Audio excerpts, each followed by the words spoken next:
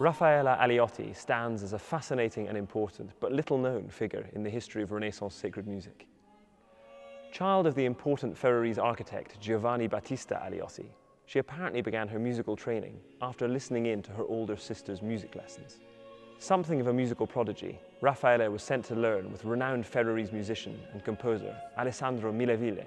and her talent as both a harpsichordist and singer led to her being enrolled at a very young age at the Augustinian convent of San Vito, which was universally celebrated by many and diverse musicians from Italy and abroad for its music,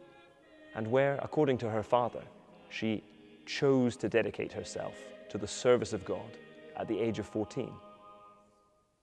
Taking responsibility for the direction of the Concerto Grande, the convent's main performing ensemble, which consisted of 23 nuns who sang and played the harpsichord, lute, bass viol, flute, cornet, and even trombone, Aleotti would later also be appointed prioress of the convent. Her talent as a musician and composer attracted the attention of a number of writers, as well as Pope Clement VIII and Margaret of Austria, Queen of Spain.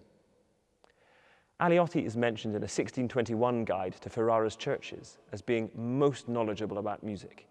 and the polymath Ercole Bottrigari, in his 1594 treatise Il Desiderio, describes the music making at the convent in some detail. A long table had been prepared, at one end of which was a large harpsichord.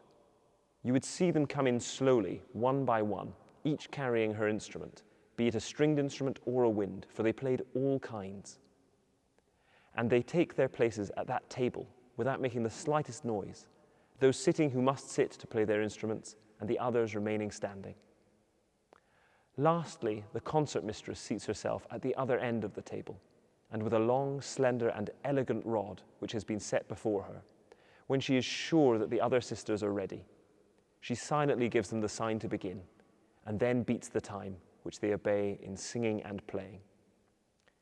It appeared to me that the persons who ordinarily participated in this concert were not human bodily creatures, but were truly angelic spirits.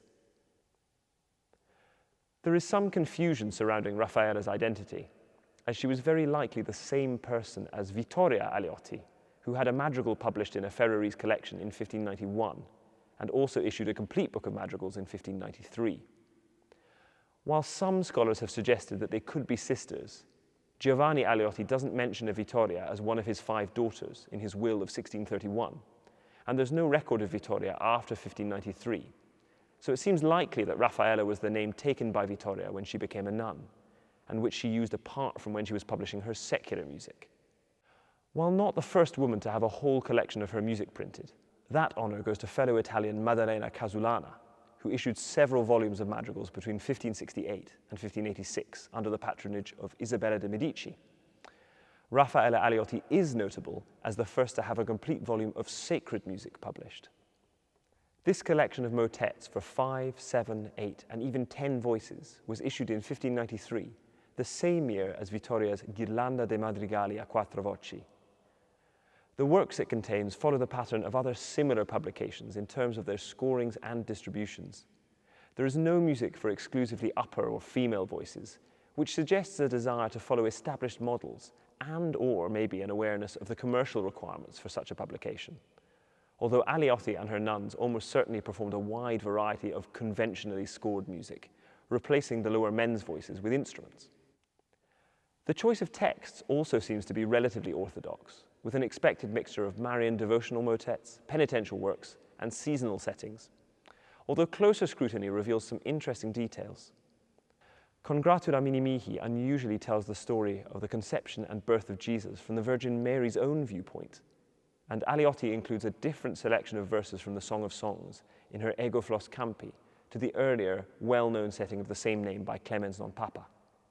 moving away from a simple description of a female lover through natural similes and metaphors, and rebalancing the genders to the biblical original. Aleotti chooses to set her Ego Flos Campi for 7 voices, mirroring the setting by Clemens, although this may simply be a coincidence due to the Marian symbolism of that number. Although unlike him, she disposes her singers as 2 alternating choirs, a typically Roman device which she also employs in Congratulamini mihi. Her 5-part motets are scored with the standard 2 tenor parts, And in these, as well as her works for larger forces, Aleotti shows her skill and facility at writing in both the established polyphonic style, incorporating elements of antiphonal writing, two alternating groups of voices answering each other, and in a more declamatory modern idiom associated with secular music, as at the end of Vidi Speciosam, always in the service of the words.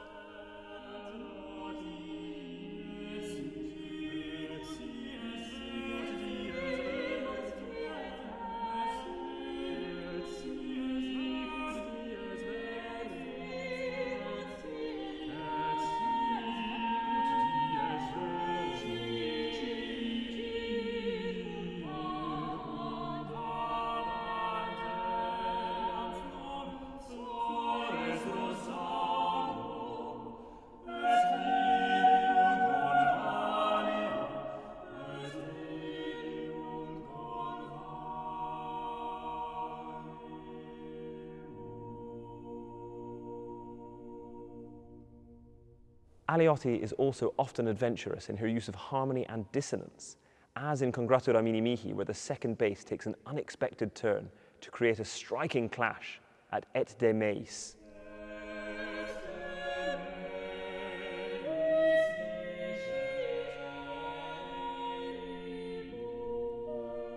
And in Ego Fros Campi, where the scale in sevenths between soprano 1 and alto 2 in the final cadence is reminiscent of Claudio Monteverdi's Seconda Pratica, and specifically a moment in his 1610 Vespers, printed in Venice by Ricciardo Amadino, who also published Aleotti's motet collection.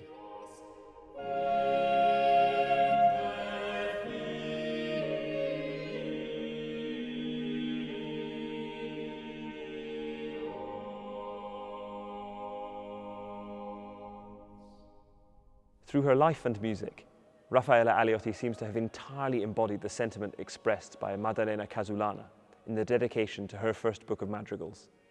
I want to show to the world, to the degree that it is granted to me in this profession of music, the foolish error of men who so greatly believe themselves to be the masters of high intellectual gifts that cannot, it seems to them, be equally common among women.